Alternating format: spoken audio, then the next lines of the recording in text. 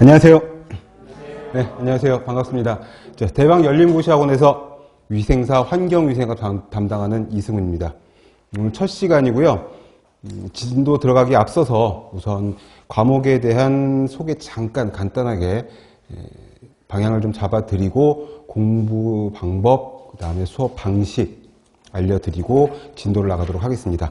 환경위생학은 필기와 실기가 둘 다 있는 과목이고요. 위생사 시험에서 사실 가장 비중이 큰 과목이라고 할 수가 있습니다. 이 환경위생학은 사실 그냥 위생학이거든요. 근데 위생학인데 이제 우리가 다른 과목에 있는 식품위생학과 좀 구분하기 위해서 앞에 환경자를 좀 붙여서 그래서 좀 더 폭넓은 부분을 보게 하는 건데, 위생사 시험을 응시하는, 준비하시는 응시생, 수험생 여러분들의 전공이 환경 쪽인 분들도 계시지만 대부분 환경 쪽이 아니신 분들이 많거든요. 그래서 제가 정말 십수년간 이 학교에서, 학원에서, 인터넷으로 이 환경위생학을 또는 환경보건학을 강의했던 경험을 토대로 해서 여러분들의 눈높이에 딱 맞는 무슨 소리를 하려고 하는 거냐면, 이쪽도 사실은 곤충학 시간에 제가 잠깐 말씀드렸다시피 개념과 정의, 용어 싸움이거든요. 환경위생학이 난이도가 그렇게 높지가 않아요. 난이도가 높게 나오면 풀 수 있는 사람들이 많이 없거든요. 범위가 굉장히 넓어요. 이 환경위생학의 범위는 굉장히 광범위하기 때문에 이게 좀 어렵게 나온다 또는 지역적으로 디테일하게 나온다 그러면 사실 풀 수 있는 사람들이 없습니다. 제가 환경보건과에서 이 과목을 10년 넘게 거의 한 20년 가까이 강의를 했는데도 환경을 전공한 친구들도 이 위생 쪽에 들어가면은 또 많이 난감한 부분들이 있거든요. 그래서 눈높이에 맞춘 강의, 사실 여기에만 맞추면은 위생사 시험은 정말 쉬운 그런 과목이 되거든요. 용어. 계속 용어에 대한 강조를 하고 있는데, 용어의 정의, 개념, 요것만 알고 있으면 풀리는 문제들이 거의 대부분입니다. 그렇기 때문에 건축학에서도 제가 여러 번 강조를 했지만 환경 쪽도 용어, 특히 이제 영어로 되어 있는 원어하고 그걸 번역해놓은 우리말 용어하고 뜻만 숙지하고 계시면은 거의 문제의 답이 있는 경우들이 굉장히 많아요. 그렇기 때문에 용어, 그 다음에 쉽게 눈높이 맞춰 설명을 해 드릴 건데, 그래도 말이 빠르다거나 이해가 잘 안 된다거나 나는 이 부분 안 된 것 같은데 넘어간 것 같아 이러면 이제 카페 자꾸 반복할수록 여러분들 뇌리에 들어가서 궁금하면 무조건 이제 앱을 열고서 질문을 하시게 되니까 네이버 카페 영양이 먼저죠. 영양 만점, 위생 만점.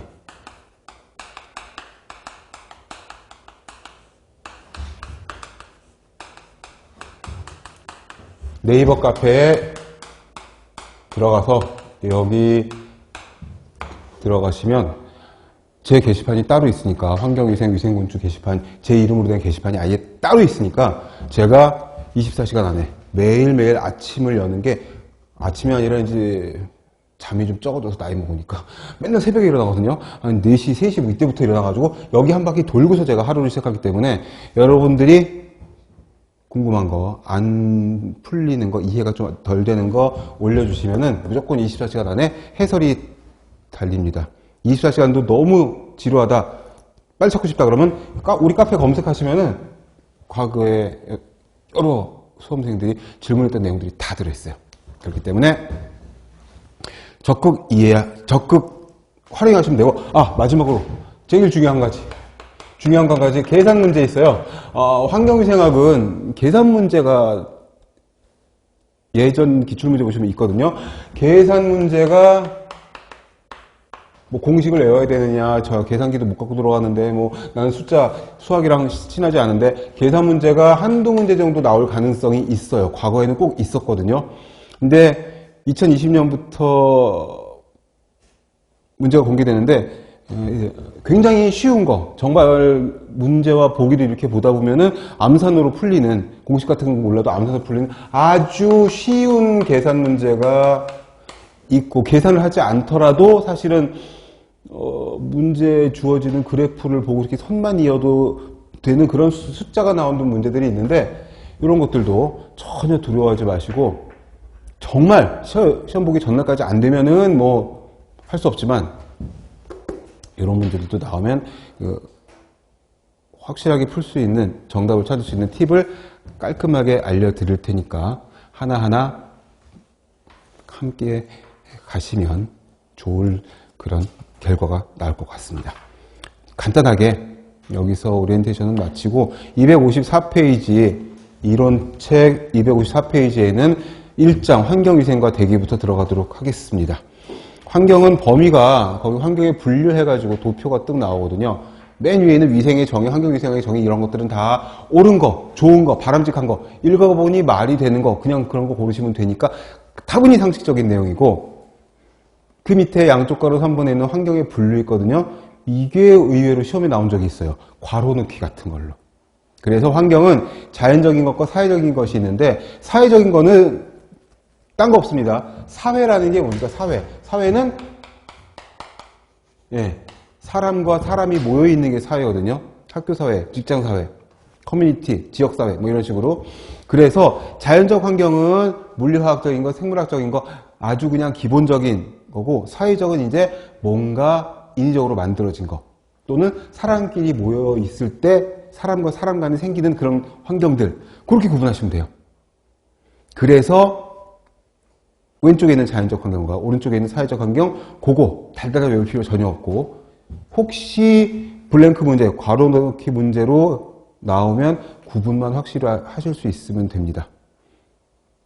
그 밑에 이제 본론으로 들어가면 이제 공기부터 들어간 거죠. 환경은 공기, 수질, 토양, 폐기물, 소음, 그 다음에 빛공해, 그 다음에 우리 일하는 산업체, 뭐 이런 것들이 전부 다 환경이거든요. 가장 첫 번째로 나오는 게 대기예요, 대기. 대기는 다른 말로 공기라고 하죠, 공기. 공기는 가스상 물질이에요, 가스. 기체죠, 기체. 우리가 숨쉬는, 지금 우리가 숨쉬고 있는 이 공기의 성분이 어떻게 되느냐? 그 밑에 표로 나와 있는 겁니다. 질소, 산소, 이산화탄소, 아르곤. 이 외에도 되게 많은 성분들이 있지만 걔네들은 0.000000 몇 프로밖에 안 되기 때문에 그나마 비율이 높은 걸 순서대로 올려놓은 거예요.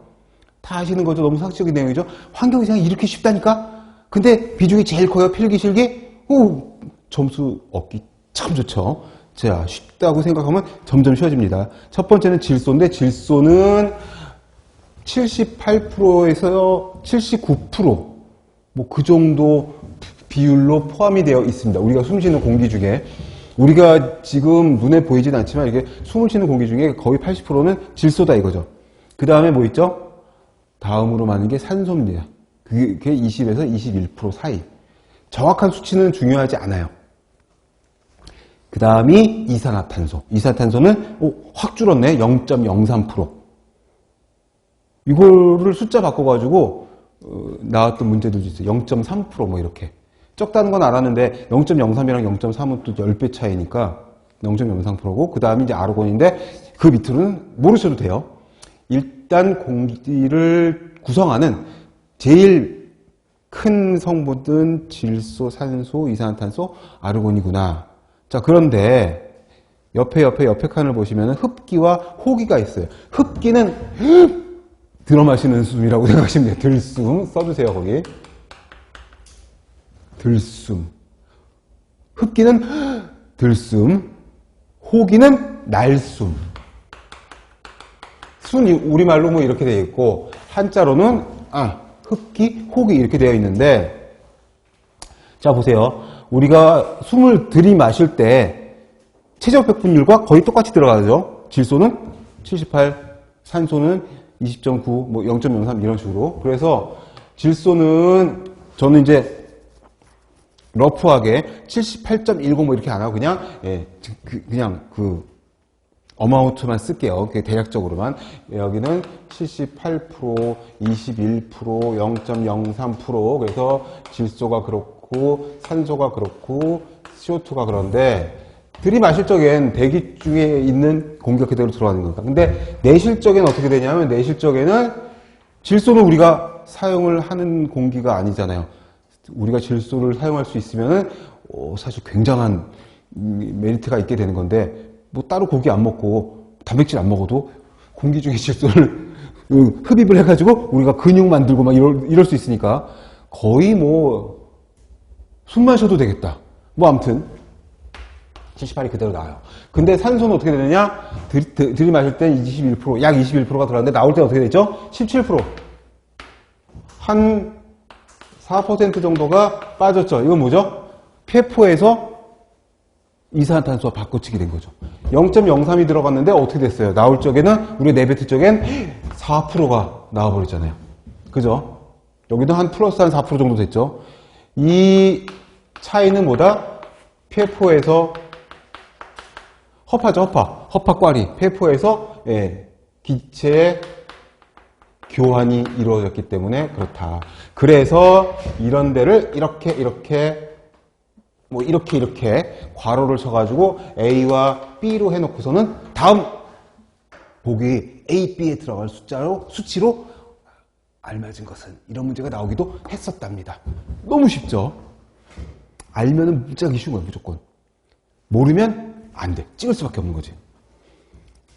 255페이지에 가면은 시험에 가장 많이 나왔었던, 심지어 작년 시험에 가장 최근에 2023년 겨울에 있었던, 맞죠? 지금 2024년이니까 2023년 겨울에 있었던 기출도 여기 있습니다. 공기의 자정작용. 자정은 뭐냐? 스스로 깨끗해지는 자정효과, 자정작용. 공기가 스스로 어떻게 깨끗해지냐? 무슨 소리냐면 대기 중에 이렇게 허공에 오염물질이 막 있단 말이야. 근데 그게 그대로 있으면 안 될 거 아니에요. 스스로 깨끗해지는데 첫 번째는 뭐냐면 희석은 뭐냐면 확산 효과 같은 거죠. 대기는 되게 넓으니까 여기서 막 예를 들어서 시커먼 오염물질 연기가 막 나왔어도 가만히 있으면은 바람도 불고 막 이러니까 쫙 없어지는 것 같죠. 사실 없어지는 건 아니고 확산이 돼가지고 희석이 되는 거죠. 희석. 그러나 지금 요 앞은 없어진 거니까, 깨끗해진 거니까 희석. 두 번째는 강우, 강설. 강우는 비 오는 거죠. 강설은 눈 오는 거죠. 그래서 어떻게 되는 거죠? 공기가 씻어지는 거예요. 씻어지는 거. 워싱. 세정. 눈 온 아침. 비가 오고 나면 아무래도 좀 공기가 깨끗해진 것 같은 느낌이 팍 있잖아요. 최근에 그 초미세먼지 이런 것들은 비가 와도 많이 안 없어지는 것 같긴 한데 아무튼 너무 미세하니까. 근데 일반적으로는 비나 눈이 오고 나면 이렇게 세정작용이 있다. 세 번째는 뭐냐? 산소, 오존, 과산화수소 같은 것들에 의한 산화. 산소도 그렇고 오존은 아주 강력한 산화제죠. 과산화수소도 강력한 산화제예요. 공기 중에 오염물질, 안 좋은 물질, 아무튼 우리가 원치 않는 가스나 또는 분진이나 이런 것들 입자상 물질이라고 하는 건데 이런 것들이 있으면은 어느 정도 산화작용으로 없어지거나 희석이 되거나 그럴 수 있다. 또 우리 잘 아는 태양빛에서 나오는 자외선, UV라고 하죠. UV, 자외선. 자외선은 살균 작용이 있잖아요. 그래서 우리 식품위생 시간에 나오나? 잘 모르겠는데 아무튼 도마나 행주 옛날에는 일광소독을 했잖아요. 일광소독이 이것 때문에 하는 거죠. 어디? 약 265 나노미터 부근의 UV는 살균력이 뛰어난 걸로 되어 있어요. 뭐 장단점이 있지만 얘네들 때문에 나쁜 바이러스나 세균이나 이런 것들이 죽을 수가 있죠. 살균 작용. 그 다음에 5번이 중요해요. 5번이. 식물은 녹색 식물 말하는 거죠. 일반적인 식물. 식물은 호흡을 하죠. 무슨 호흡? 탄소 동화 작용이라고 광합성 광합성을 하기 위해서 이산화탄소를 산소로 교환해주는 교환작용을 해요. 광합성 때문에 그런데, 이산화탄소는 대기 중에 0.03%밖에 없고 산소는 21%까지 있는데, 암튼 이산화탄소가 들어가고 산소가 나오면 우리 입장에서는 좋아지는 거잖아요. 공기가 깨끗해지는 거잖아요. 이 환경위생학 다른 과목도 거의 마찬가지지만, 예, 사람 위주, 우리가 주인공이에요. 사람 위주로 봐야 되는 거죠. 물론 자연환경도 되게 중요하지만, 사람이 자연환경을 훼손시킬 수도 있지만, 우리가 어떤 입장에서 이 과목을 봐야 되냐면, 우리에게 이득이 되느냐, 우리에게 해가 되느냐, 그러면 이제 답이 딱 나오는 거죠. 그래서 녹색 식물이 광합성을 하면서 산소를 내뿜고 이산화탄소를 자기네가 소모시키면은 이건 깨끗해지는 거야. 그래서 자정작용. 그런데 이걸 교환작용, 중요 표시해 주세요. 교환작용. 왜 중요하다 하냐면, 광합성에 의해서 CO2를 O2로 교환을 하는데, 교환작용인데, 이거를 갖다가요, 과거에 시험 문제에서 여과작용이라고 말을 쓱 바꾼 거예요. 이런 식으로. 그러면은 시험 문제 풀다가 그래, 잎사귀들이 나뭇잎 숲이 공기를 여과시켜서 이렇게 오해를 해버리면 이걸 고르는 거죠. 절대 아니에요. 절대 아니에요. 예, 무조건 교환이다. 교환. 이 절대 아니에요. 이렇게 써야지. 예. 여과작용은 어디에 있는 거냐면 뒤에 나오겠지만 물의 자정작용에 속해요. 절대 공기의 자정작용 쪽이 아닙니다. 그래서 거기에 주의해서 문제를 푸셔야 되고, 6번째, 중력에 의한 침강. 먼지 같은 것들이잖아요. 자, 대기 중에는 우리 지금 공기하고 있잖아요. 공기. 254페이지에 2번 공기. 공기는 다른 말로 대기라고도 하는데, 얘네들에는 두 가지가 있어요. 그 가스상 물질, 기체죠, 기체. 그 다음에 입자상 물질. 얘네들은 고체라고 할 수 있죠. 대기가 오염이 되고 공기가 나쁘다는 것, 그거는 두 가지가 다 얘만 있을 수도 있지만 얘가 섞여 있을 수도 있으니까, 우리가 말하는 미세먼지, 초미세먼지, 이런 것들 다 뭐예요? 입자상 물질이거든요. 먼지. 그래서 그런 대기 중에, 공기 중에 입자상 물질이 있는데, 입자상 물질이 아무리 작아도, 입자상 물질은 고체의 형태이기 때문에 아무리 가벼워도 죽자고 기다리면 무게 때문에 가라앉지 않겠어요? 그게 뭐다? 침강작용. 그럼 어떻게 돼? 먼지가 땅바닥 떨어지니까 땅바닥은 들어질지 모르겠지만 그건 우리 알바 아니죠? 우린 지금 이거의 자정작용을 보고 있으니까 공기 깨끗해졌잖아. 세정작용도 마찬가지예요. 빗물이나 눈이 얘네들을 막 흡착시켜가지고 땅바닥으로 떨어뜨리고 지하수로 흘러가고 강으로 바다로 가지만 공기 깨끗해졌잖아요. 공기의 입장에서 보는 거예요. 공기의 자정작용. 그리고 6가지를 잘 기억을 하셔야 돼요. 수업 시작하자마자, 개강하자마자 출제가 가장 많이 되는 파트가 뜻 튀어나왔는데 어렵진 않죠. 이것도 달달달 외울 필요 없어요. 요거 하나만 주의하시고 나머지 것들은 다 상식적으로 볼 수 있는 내용들이에요. 외울 게 얼마나 많아요. 우리 법규도 해야 되고 식품위생도 해야 되고 공중보건학도 외우고 되게 많단 말이에요. 이 5과목 중에 필기, 실기 다 합쳐가지고. 근데 꼭 외워야 되는 그런 숫자라든지 명칭, 그런 것들은 제가 딱 집어들 테니까 그거만 표시하고 외우시고, 이런 부분들은 이해하고 이해를 통해서 하나씩 소구시키면서 답을 고르셔야 돼요. 다 외우려고 하면 끝이 없어요. 책이 이렇게 두꺼운데, 그죠? 실기책도 있는데, 우리 교재가 그래도 나름 좀 컴팩트하게 좀 볼륨을 줄인 건데도 불구하고 이렇게 많은데, 그러니 어떻게 반드시 외워야 될 거, 그건 외우지만 이해를 통해서 소구시키면서 답을 고를 수 있는 거는, 그거는 진짜 팁입니다. 팁.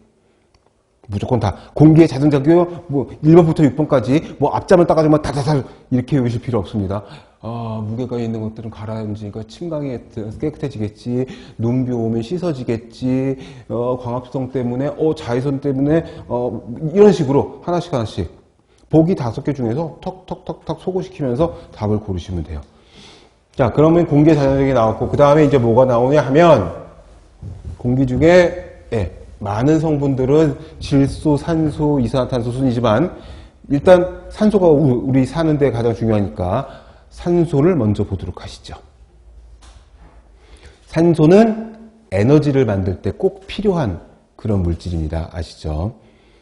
자, 성인이 가만히 있는 안정 상태에서 공기를 호흡할 때 체내에서 소실되는 산소량 4에서 5%. 그게 옆에 페이지 밑에 있는 표 생각하시면 되죠.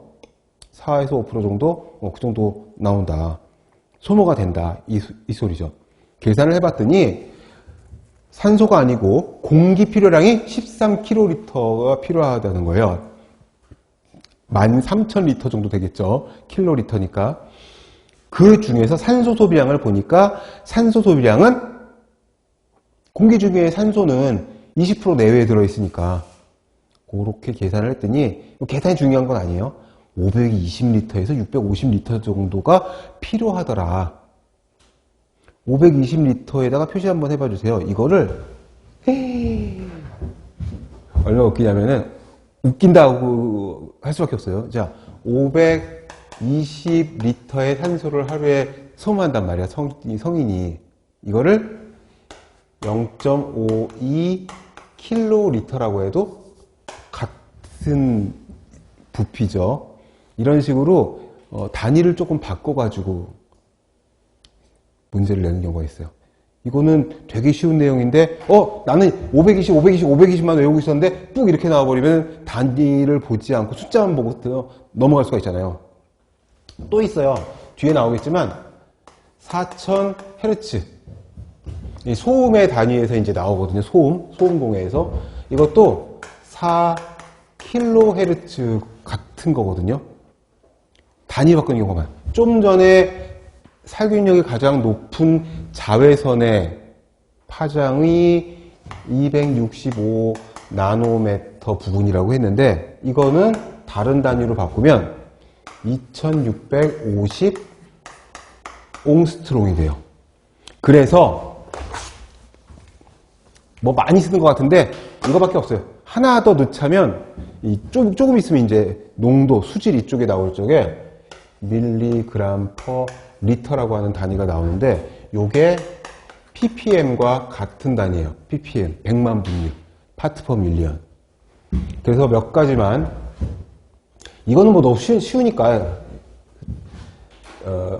1 나노미터는 10의 마이너스 9승 미터예요. 1 옹스트롱은 10의 마이너스 10승 미터예요. 그래서 1 나노미터는 10 옹스트롱이랑 같은 단위가 되는 거죠. 이 정도만 아시면은 끝이에요. 근데 뭐 얘는 아는 거죠. 나노가 10-9승. 마이크로미터도 있죠. 마이크로미터는 10의 마이너스 6승 미터잖아요. 마이크로, 밀리미터, 그 다음에 밀리미터, 나노미터, 밀리미터, 마이크로미터, 나노미터. 요거의 10분의 1이 옹스트롱.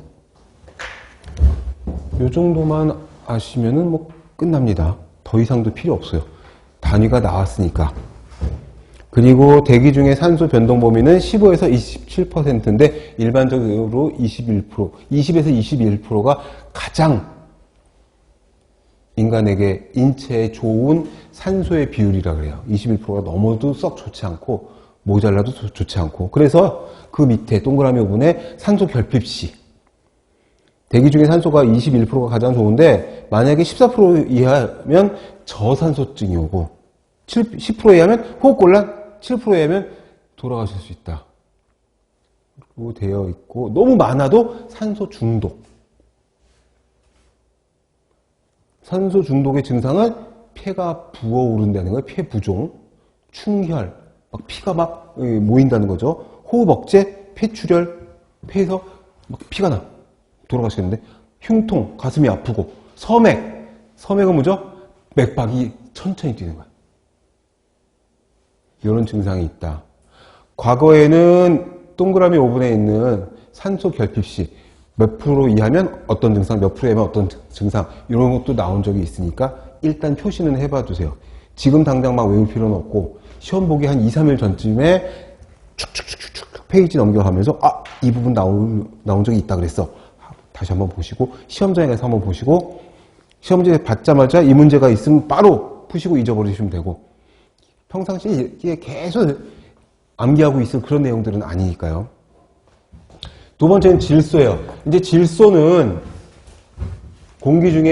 대기 중에 같은 말입니다. 공기 중에 대기 중에 가장 많은 비율을 차지하는 기체인데 78%, 책마다 조금씩 차이 있어요. 79%, 뭐 어떤 책은 뭐 80% 이렇게도 돼 있으니까 그 숫자에는 크게 연연하지 않으셔도 되고 이 질소가 인체에 전혀 영향을 끼치지 않는 그런 기체인데 영향을 끼칠 때가 있어요. 그게 언제냐면 동그라미 3번에 있는 잠함병. 잠함은 잠수함을 말해요. 잠수함. 서브머린. 물속으로 다니는 배죠. 다른 말로 감압병이라고도 해요. 감압. 압력이 낮아질 때 생기는 병이다. 감압. 옆에 감압병 옆에 영어로 케이슨 디지즈라고 써요. 케이슨병 이렇게 부르기도 해요. 이게 뭐냐 하면 딱 그거 생각하시면 돼요. 그 풍선에다가 공기 반, 물 반 딱 채워놓고 딱 묶고 양손으로 쫙 쥐어 짜는 거예요. 그러면 이제 압력이 가해지는 거죠. 풍선에 압력이 가해지면 여기 있는 공기가 물속으로 막 녹아 들어가려고 하죠. 이거를 탄산가스로 단물에다가 이렇게 압력을 넣어가지고 채우는 게 청량음료잖아요. 콜라, 사이다 뭐 이런 것들. 압력을 갑자기 팍 낮춰버리면 CO2 가스가 청량음료에 녹아들어 있다가 압력을 갑자기 탁 캔을 딱 따면은 압력이 갑자기 확 낮아지니까 어떻게 기포가 막 발생하면서 막 올라오겠죠. 그 기포 올라오는 걸 촉진시키려고 막 흔든 다음에 딱 뚜껑을 따면 뭐 터지겠죠. 그런 원리예요. 숨을 쉴 때 물속에 들어가서 작업을 하는 경우들이 있어요. 잠수부가 그렇고 몇 년 된 얘기지만 아무튼 그 천안함 사고 때 그랬고 세월호 사고 때 그랬고 구조자를 찾기 위해서 실종자를 찾기 위해서 잠수부들이 막 잠수장비를 차고서는 물속으로 들어간단 말이에요. 물속은 압력이 낮아요. 아니지, 압력이 높지. 높아서 우리 몸이 받는 압력이 있단 말이에요. 근데 우리가 이 산소 마스크를 쓰고 들어가는데 그게 100% 산소가 아니라 압축 공기가 들어가 있는 거예요. 이건 우리가 숨 쉬는 공기랑 똑같이. 그러면 8대2의 비율로 질소와 산소를 마시면서 막 물속에서 작업을 한단 말이죠.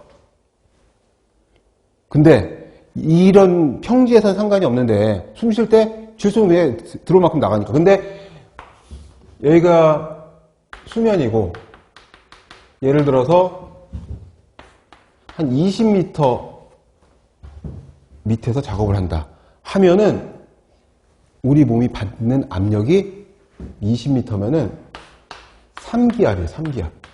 압력이 높단 말이에요. 여기가 딱 1기압이거든요. 그러면은 풍선에 우리가 풍선을 쥐었잖아요. 그런 효과가 나오는 거야. 우리 몸이. 그래가지고 숨을 쉬는데 산소 들어가고 나가고 상관이 없는데 이 질소가 빠져나와야 되는데 우리 몸의 체액에 혈액에 지방 조직 같은데 녹아 들어가는 거죠. 괜찮아. 그래도 질소도 2번에 뭐라고 돼 있어요? 생리적 작용이 없는 불활성 기시니까 상관이 없어. 그런데 만약에 여기서 작업을 하다가 우리가 이제 공기도 다 됐고 이제 산소통이 다 됐고 이래가지고 이제 할 일 다 해서 올라와야 되잖아요. 그런데 천천히 올라오면은 괜찮아. 얼마나 천천히냐면 거의 한 20분. 10m 올라오는데 한 20분 정도. 사실 말도 안 되죠. 우리 잠수부들 영상이나 이런 데 가서 보면은 막 작업하다가 올라올 때 어때요? 샥 하고 올라오는데 1분도 안 걸리잖아요, 거의. 어디서 봤더라? 지금 제주도에 있는 큰 수족관이 있어요. 거기 갔더니 어떤 코너에 갔더니 큰 어항이 있는데 한 10m는 더 되나 봐. 제주도 해녀 중에서 상 받은 그런 해녀가 막 손 들고 있다가 쫙 내려가서 작업하는 걸 보여주는 거예요. 그럼 우린 유리창으로 보는 거지. 쫙 한 10m는 되나 봐. 내려가서 작업하고 쫙 올라가잖아요. 근데 이렇게 급하게 올라갈 때 아까 여기 지워졌지만 이 압력이 갑자기 팍 낮아지니까 어떻게 우리 몸에 녹아 들어가 있던 질소가 막 바깥으로 빠져나가려고 하는 거죠. 그래서 몸이 가렵거나 통증을 느끼거나 그것도 괜찮아. 그런데 걔가 혈액 속에서 막 빠져나가려고 하면서 혈전, 피떡을 만들어. 그러면은 혈관을 막을 수도 있겠죠. 그러면은 어떻게 정신이 혼미해진다거나 뇌혈관에 막 막히거나 그러면 의식을 잃거나 심한 경우 사망할 수 있어요. 그게 자만병이에요. 거기 설명이 쭉 돼 있어요. 질소가 기포를 형성해서 모세혈관에 혈전 현상을 일으키는 증상. 그래서 동통이나 가려움증 이런 건 되게 가벼운 증상인데 신경마비 되면 어떻게 돼요? 올라오다가 신경이 마비되면 헤엄을 못 치고 막 이러면 큰일 나는 거죠. 이걸 다른 말로 뭐라고 하냐 써주세요. 질소 색전증이라고 해요. 곤충학 시간에도 눈치를 채셨겠지만 제가 용어에 굉장히 진심이어서 비슷한 용어, 유사 용어, 같은 뜻을 가지고 있는 다양한 용어를 많이 적어드리려고 그래요. 왜? 출제하시는 출제자 선생님이 어떤 용어를 시험에 낼지 모르니까. 자만병 하나만 달달달 외웠는데 저기 하시는 출제자가 변별력을 주기 위해서 문제가 너무 쉬우니까 조금이라도 꼬고 싶은 거지. 그러면 자만병을 케이스병으로 빡 내는 거야. 그러면은 낯선데? 질소색전증? 더 이상한데? 옛날에는 이걸로 불렀어요. 이게 뭐냐? 질소가 혈전을 만들어서 혈관을 막는다는 뜻이에요. 이 색자가 막는다는 뜻이에요. 색자가. 들어보신 적이 있죠? 뇌 출혈이 있고 뇌 경색이 있어요. 둘 다 뭐죠? 뇌졸중이죠. 뇌출혈은 터지는 거고 뇌경색은 막히는 거야. 이 색자가 막는다는 뜻이에요. 그러면은 이제 따로 외우실 필요 없죠. 그러니 어떤 조건이다? 천천히 올라오면 괜찮아. 그런데 20m 밑에서 작업하다가 정상적으로 아주 완만하게 40분에 걸쳐서 올라온다? 말이 안 되잖아요. 그죠? 1분이라도 더 밑에서 수색을 하고 하나라도 더 따가지고 빨리 올라가야 되니까. 그래서 이거는 이상적인 수치긴 하지만 사실은 질소색전증을 피할 수가 없다. 그래서 기억을 하실지 모르겠지만 예전에 천안함 때도 그랬고 세월호 때도 그랬고 잠수부들이 대거 투입돼가지고 막 한두 시간 막 작업하고 올라오고 그 사람이 계속 하루에도 몇 번씩 작업을 하니까 이것 때문에 바지선을 띄워놓고 바지선에다가 뭘 만들었냐면은 감압 시설이라는 걸 만들어서 일단 빨리 올라와서 이 안에 들어가서 압력을 서서히 낮춰주는 거예요. 그래서 뉴스에서 뭐라 그랬냐면 아나운서들이 질소를 빼는 작업을 하고 있습니다. 뭐 이런 식으로 설명을 했었어요. 자, 조건은 뭐다? 고압 상태에서 급격히 감압이 될 때 바로 이거죠. 수십 20m, 30m 뭐 이런 고압 환경의 작업을 하다가 급격히 감압이 될 때 질소가 혈전을 만들어서 혈관을 막을 수도 있다. 사망한 사람들이 그래서 있었어요, 그때. 그것도 되게 베테랑 잠수사들이. 자, 질소가 너무 고기압 상태일 때 3기압이면 자극, 4기압 마취, 10기압이면 어느 정도 되면 수심 90m예요.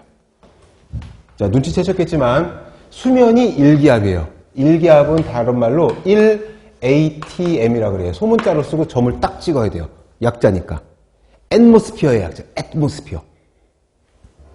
같은 거고요. 나온 김에 이거를 우리 실험실이나 이런 데서 쓰는 기압계로 보면 760mm의 수은 기둥, 그래서 760mmHg 이렇게 표시를 하게 돼요. 다 같은 내용입니다.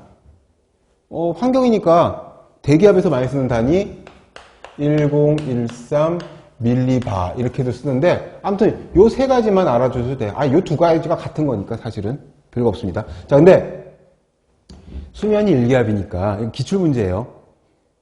진짜 여러 번 나왔었던 기출문제예요. 재정에도 나왔었어요.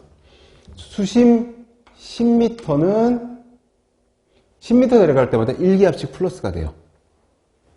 그럼 여기는 몇 기압이냐? 2기압이 되는 거죠. 여기 1기압 더하기 1기압. 2기압. 수심 20m는 그래서 3기압. 그럼 수심 40m는 4기압이 되는 거죠. 30m는 4기압. 50m는 6기압. 이렇게 되는 거죠. 이거를 항상 더해줘야 됩니다. 되게 쉬운데 자주 나와요. 무슨 넌센스 퀴즈 같기도 한데 아무튼 그렇고, 그 다음에 이제 이산화탄소입니다. CO2. 우리가 숨 쉴 때 내뱉는 거. 날숨에서 많이 나오는 거죠. 무색, 무취, 비독성, 그리고 약산성. 성질이 약산성이에요. pH가 살짝 낮아요. 이것도 외울 필요 없어. 왜? 청량음료가 약산성이잖아요. 콜라, 사이다 이런 청량음료, 우리가 많이 탄산음료, 탄산음료가 다 산성이에요. 아시죠? 콜라의 pH가 2.5에서 3.5 정도 된다 그래요. 며칠 전에 검색을 새로 해보니까 굉장히 산성이죠, 사실. 그래가지고 왜 변기 청소하고 이럴 적에, 싱크대 청소하고 이럴 적에 콜라 붓고 하라며 왜. 뭐 아무튼 CO2가 약산성을 띠기 때문에 요거는 탄산음료 생각하시면 따로 외울 필요가 없고, 그 용도 보세요. 청량음료 들어있고 소화제 있죠, 소화제. 그 소화제는 무슨 소화제죠? 우리 먹고 저기 한 소화제가 아니라 불을 끄는 파이어.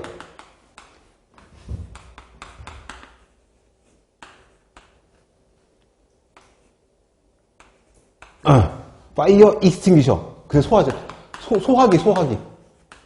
소화기 안에 들어가는 소화제로 쓰인다는 거죠, 이산탄소가. 그 다음에 요거는 중요한 파트예요. 동그라미 3번에 있는 실내 공기의 오염 지표다. 실내 공기. 실외가 아니고 실내 공기. 실외는 왜 아니에요? 실외는 0.03%밖에 없잖아, 대기 중에. 근데 사람이 지금 우리 강의실 같은 경우에 여기가 80명이 앉아있다. 지금은 이제 굉장히 쾌적한 상태인데, 예를 들어 80명이 앉아있다. 그러면 이제 답답하겠죠.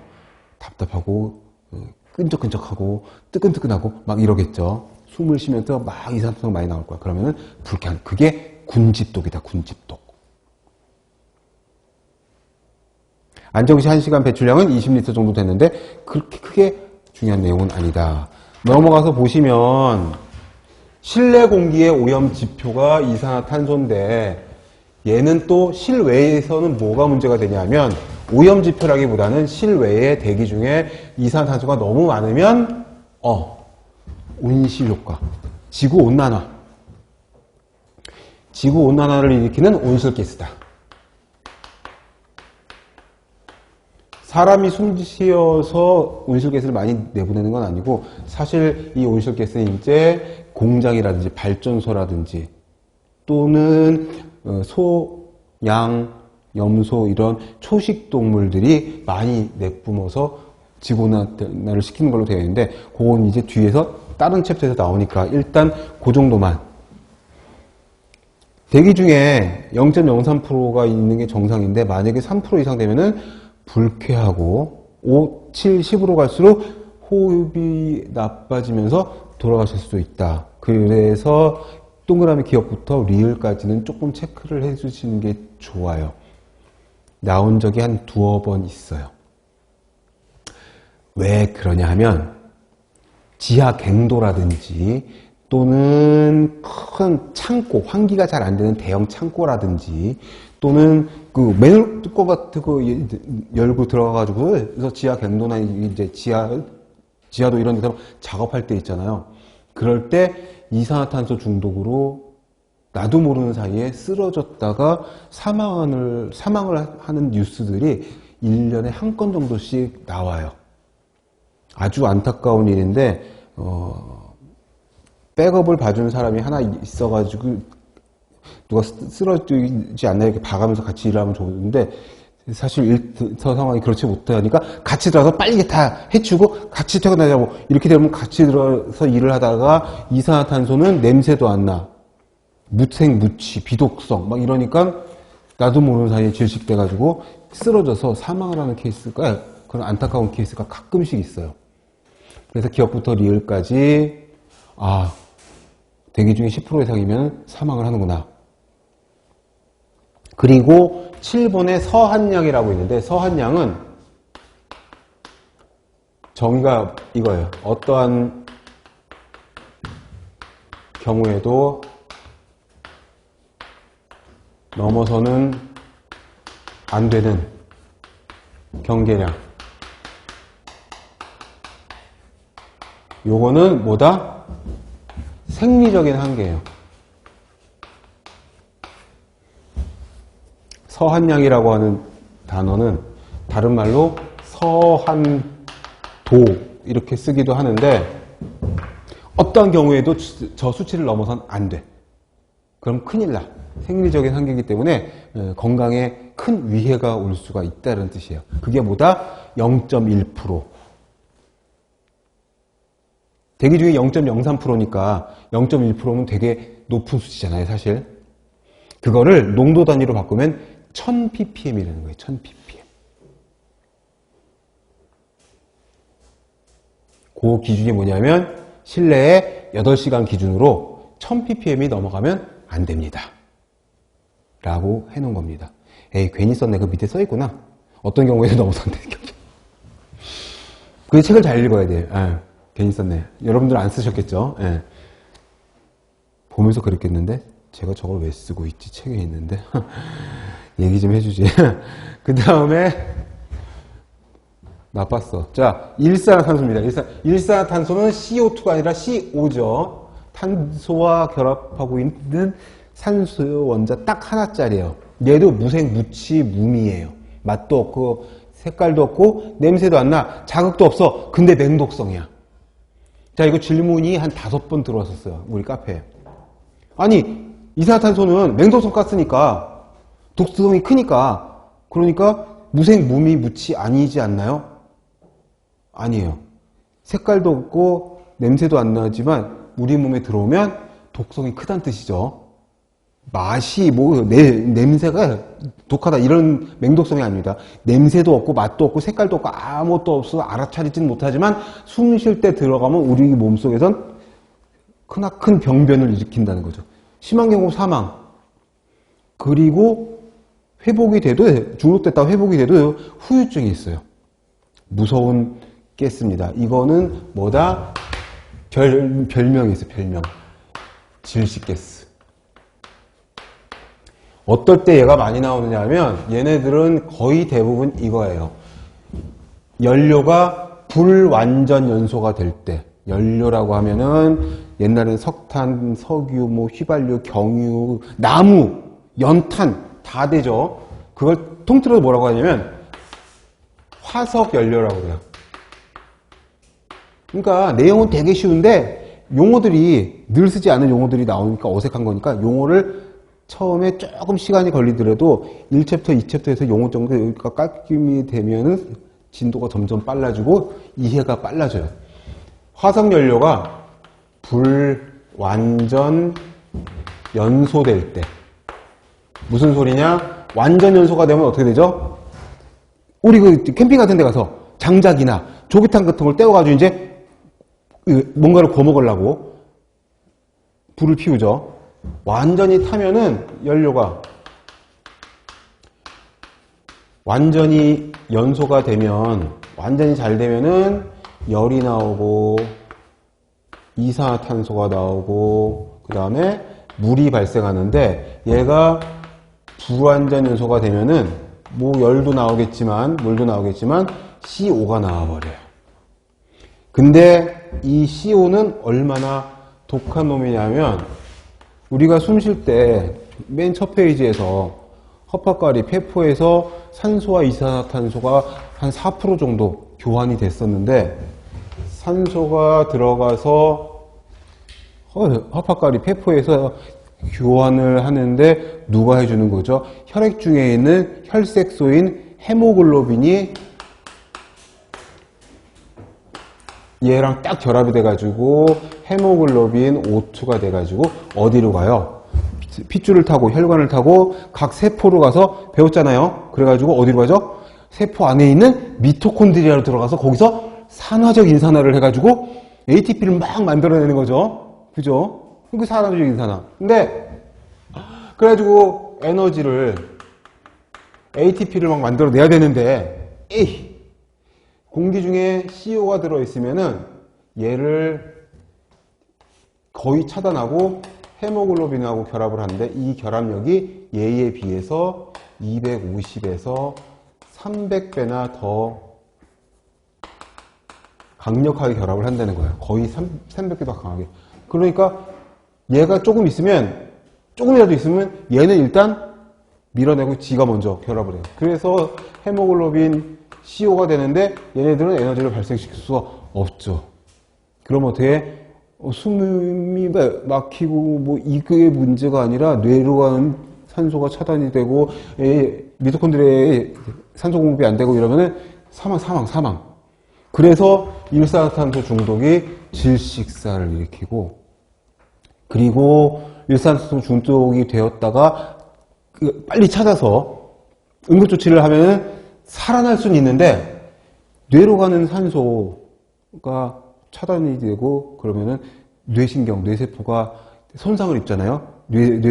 뇌세포, 뇌신경은 복구가 안 되잖아. 재생해야 된단 말이야. 그래서 정신이라든지 아니면 이제 지체장애 이런 것들이 생기는 경우가 굉장히 많았어요. 왜? 예전에는 이 사고가 되게 많았어요. 언제? 무슨 연료? 화석연료, 연탄을 떼던 시절에.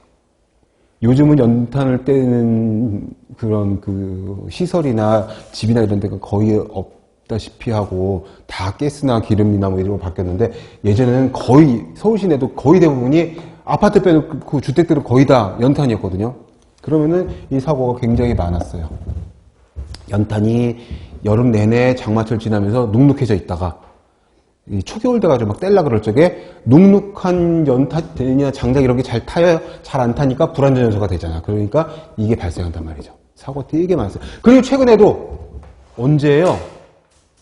몇 년 안 됐죠? 수능을 치른 남자 고3 학생들이 10명이 강릉인가로 선생님과 MT를 갔다가 수능 끝나고 가스보일러를 장착한 펜션이었는데 연통이 빠졌나? 설치가 잘못돼서 불완전 연소가 일어난 거예요. 가스가. 그래서 얘가 발생한 거죠. 그 방 안에서 애들이 10명 자고 있다가 전부 다 중독이 돼가지고 병원으로 옮기고 뉴스에 많이 났었죠. 한 명인가 사망했는데 살아났는데 그랬는데 나머지는 다 회복이 됐는데, 후유증이 심한 중독자들은 후유증이 있을 거예요. 그래서 거기 적어놨어요. 파란 글씨로 동그라미 3번의 특징이 있고, 그 다음에 최근에는 연탄은 안 떼니까 가장 많은 배출원은 배기가스, 자동차, 휘발유, 경유 이런 것 때문에 자동차에서 많이 나오는. 워낙에 자동차도 완전 연소를 목적으로 엔진을 설계했지만 노후된 자동차들은 아무래도 불완전 연소가 될 수가 있겠죠. 4번도 같이 받으세요. 혈중 CO 헤모글로빈 10% 미만이면 우중상이고 조금씩 올라갈수록 호흡곤란과 사망. 그리고 흡연자들의 혈액에도 요 일산화탄소가 많이 검출이 돼요. 담배도 태우는 거고, 태우는데 불안전소가 될 소지가 많죠. 그러면은, 그래가지고 왜 그 예능 프로나 이런 데서, 금연을 뭐 몇 달 시키고 나서 이렇게 막 금연을 했는지 확인해 보는 거가 이제 혈중 일산화탄소 수치 이런 것들이 간단하게 나오거든요. 그런 것들로 금연을 많이 했구나, 금연을 제대로 했구나, 아닌데 수치 보니까 금연이 아니라 몰래 좀 핀 것 같은데 뭐 이런 식으로 나오는 겁니다. 그리고 후유증이 있죠. 신경계 장애가 올 수가 있고, 동그라미 7번에 서한량이 있습니다. 자, 이거는 이렇게 외우시면 돼요. 위에는 이산화탄소와 일산화탄소는 서한량이 딱 10배 차이가 나요. 그래서 일산화탄소는 0.01%, 농도 단위로 바꾸면은 100 ppm. 근데 이거를 숫자를 또 바꿔가지고 헷갈리게 해가지고 시험 문제 낸 적이 있었어요. 다음 보기에 일산화탄소의 서한량으로 옳지 않은 것은 이래놓고서 0.01% 해놓고서는 1000ppm 이렇게 이해놓는 거죠. 그럼 틀렸잖아요. 그래서 그거를 기억을 해두시고, 일산화탄소는 서한량 밑에 보시면 법으로 정해놨어요.